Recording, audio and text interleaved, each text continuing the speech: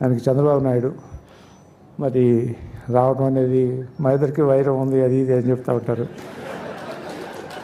వైరాలు ఉన్నమాట వాస్తవమే, కానీ ఎప్పుడు ఒకే రకంగా ఉండకూడదు కదా, ముందుకు వెళ్తూ ఉండాలి, అవన్నీ మర్చిపోవాలి.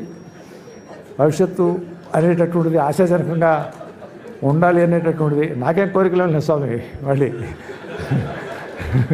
నేను వదిలేశాను, నేను హ్యాపీగా ఉన్నాను. నా చెప్పాడు కదా, భరత్ చెప్పాడు కదా, చాలా జాలీగా ఉంటాడు డాక్టర్ గారు, మేమంతా కూడా అట్లా ఉండాలని చెప్పి ముందే భరత్ చెప్పాడు. భరత్ అబ్జర్వ్ చేసినందుకు ఐఎమ్ వెరీ హ్యాపీ భరత్.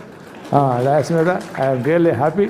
నాకేమి అటువంటి కోరికలు ఏమి లేవు. కోరికలు ఏమన్నా ఉంటే నా పిల్లలతోటి, నా కుటుంబంతో క్షేమంగా, 10 మంది స్నేహితులతోటి క్షేమంగా ఇలా పుస్తకాల్లో రాయగలిగితే రాసుకుంటూ ఆనందంగా ఉండాలి.